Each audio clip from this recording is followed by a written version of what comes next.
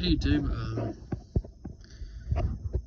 I didn't really find it on YouTube, but for those who are wondering, you can separate your main bar dash from that black piece. There you can separate it from the main dash itself. So for those who are wondering, I wanted to go ahead and put this video out there real quick because I couldn't find it on there. Yes, the answer is you can separate the two. Also, I'm pretty close. You can see I'm pretty close to getting this out. I'm going to brush up a little bit on. I know I'm missing a couple more bolts, and then boom, this thing will literally slide right out. And yes, I understand I got to drop the column too. So the column's getting really pulled out, and like I said earlier, like I said in the last video.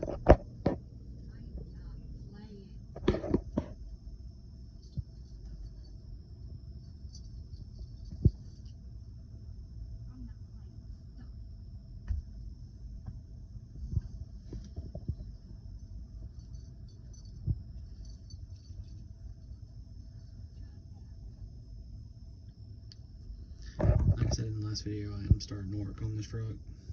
Where I can pull it out, this dash, and it's actually, as you can tell, it's actually really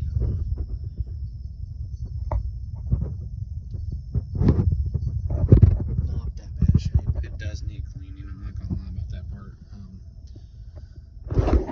part. Took out this pretty nicely.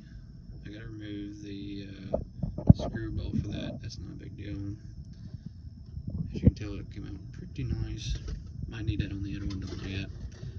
Took this one out. Air duct clusters coming right out just fine. I really like this. It's actually pretty easy. I'll watch out this for here. This is pretty easy too. It's just for your, that is for your hood, more or less. Don't need to disconnect that. I mean, you need to disconnect it from the dash, but you don't actually need to disconnect it from the thing. I also pulled the speakers out.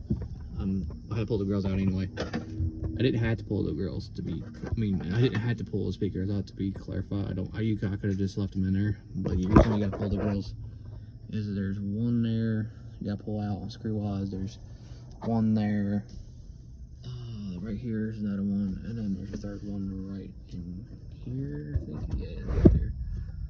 And like I said, there's another one right there. Now, I want to say there's a few other small screws on the bottom, basically, besides the column. And then once you pull the column, basically this dash, literally, it's not, this only applies to 88 to 94, by the way. This is not the 95 and above dashes, which are incredibly a pain in the butt to do. By the way, this column will be coming out, literally, no lie, because, yeah, it's going to need to be taken out for the dash, because what this will do is, and it sits on the hinge, and then just get the last bolt, you can literally pull it and it'll swing this way. It'll swing this way out, then you gotta get your hands and then disconnect a bunch of it right here. And then when you do that, the dash will literally comes right out of the truck. It is not incredibly hard to do. Not a reason why I like 84 to 94 trucks. Honestly, easier around to work with, and this will look nice in that one truck. And just to reiterate from the last video, hopefully this uploads before this one. Unless this is going to look really stupid. I am using the motor and trans out of this truck. I'm just simply, because the 4L80 transmission does work just fine in this. It was very, very, very, very, very low. I think the guy must have drained it before he brought it up here, or something. But we filled it all the way up, and it moves on its own power, not a problem. In fact, it was smoking a little bit because it didn't have enough oil when we first did it. Put enough in there, gears just go fine. We took, we spent tires. I'll show you where we spent the tires. That's on. You can tell where it definitely went a little bit. right in there, in case you're wondering. That doesn't spin tires, but you can definitely tell where it moved forward and whatnot. So that truck is definitely for manual trans. I'm also going to snatch the computer out of this truck too, but it's easier to get to obviously when the dash is off. Also got this airbox stuff right down here because of the truck too. Once again, I am making my life easy. I am not making my life hard. I'm just kidding. I'm making my life actually pain in the ass. To be honest with you, because all those parts I'm taking out of this truck, I pretty much had to do on that truck. It's gonna be fun. But in the end, it'll be a nice, clean truck. Yes, I understand it's going to mix mesh interior, and I'm gonna tell you a secret. I don't care. It'll be very solid. It'll have very solid panels. Not brittle, not cracked. So assuming it saves me a couple $100 right there. See, I wasn't going to use this dash if it just didn't separate, or it separated easily. I'll take that one, and then, which has the wood trim anyway, and put it on this one. So yeah, everything, yeah, just because I put the cab on this one doesn't mean shit. You gotta rewire it a little bit. Not as bad though, honestly, because if I'm leaving the motor and trans on here, it means I can leave the fuel line like it is. All the other crap basically pretty much stays the same. I had the reconnecting linkage, and when I dropped, I would just have to do a little bit of work, honestly, get this thing to actually behave itself, but honestly, not a big deal. Obviously, I'm going to change out the hood, fenders, and all that happy crap in the front too as well. I'm obviously using the blue one. Way better. But yeah, honestly, like I said, it's not going to be that bad.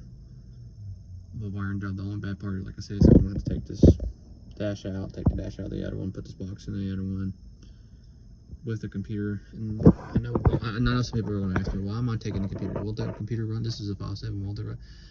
Because the fact that truck had either a TH350 and that truck had either a TH350 motor in it, not motor, but transmission, sorry, not motor, or 4L60E, or I mean not 4L60E, but 4L60.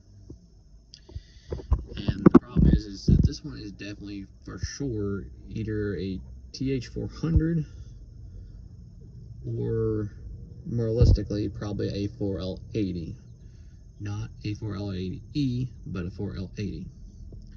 E didn't come until about like 1995. Well, actually, I take back 94, I think. I want to say, yeah. Anyway, the big problem is that computer actually, what it means is, yes, it's the same motor across the board. Same thing with transmissions. Well, no, transmissions are different. And since the transmissions this one's got the computer that was built to shift it correctly, this 4L80. It's not just computer putting it. It's the same wiring, same, same. It just a little bit plug and play. It just knows a shifting pattern on this one. So therefore, should be less problems. In theory, I mean, it obviously works for this cab, so it's going to work on that cab. The ironic part is that basically all the wiring out of this is basically going to go into that cab, so it basically is the same wiring on this cab too. It just transferred to a way better cab. On some things, I'm going to have to change out a few wiring things on the back of this damn thing. For the doors, for example, I'm not going to run these doors, obviously. I'm going to run the electronic ones, so I got to take a few, I got to switch the wiring around just a little tiny bit for that part, but so I got those two, so it works. In fact, I'm going to tag it on the other one, or I don't have one on this one. It's kind of hilarious, so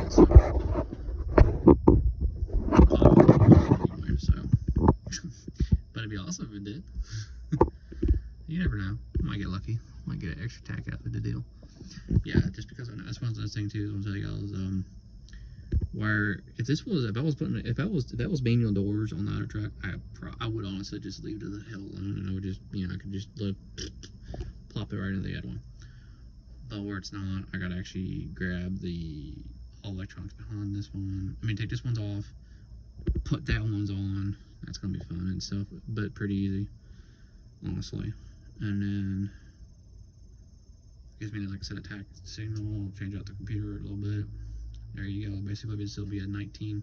This will be a super fancy 1-ton truck, and it'll actually pull like it's supposed to with a correct transmission, with the correct motor. funky business. I'm gonna take the horn out of this one. The what do we call it on the horn? It's real easy. You just pop this off and take the horn butt out. Anyway, I'm trying to put on that one. What else? I think it's honestly about the only thing I got to do on that, to be honest, which I'm super happy about. Because this one's got tilt, the other one's got tilt, and I want tilt. So it's getting, well, I mean, like I say, it's gonna get all that crap. So I'm gonna play that too on there. Other than that, this still be a good truck. I mean, still good. I mean, I don't know. I might like I said, I'm not like some of her around sell this horn. I mean, this column. Somebody can put an aftermarket horn like in their truck. I don't care. I can still get about 50-70 bucks out of this truck column, or I can keep it as a spare, honestly, because it's not a bad column, to be honest with you. Column's actually pretty decent on this. It just won't be a GMC anymore. Ah, shots fired. Other than that, it's not a bad trucks. Pretty nice in my opinion. Other than that, I think that's about it. Except for I'm probably going to carry over the other with the wood grain on it. Just don't want to tear this one up. I'm about to do the same thing like I said on the wood grain. I want to copy some of that crap over and make it look, like I said, it's going to get fancified a little bit in this truck. So pretty happy with that idea. All electronic crap in it would be awesome with the wood grain. But anyway, guys, hope y'all enjoyed this small little video. Like I said, this is just a I will call this video a start of dash removal. So y'all have a good one. Bye.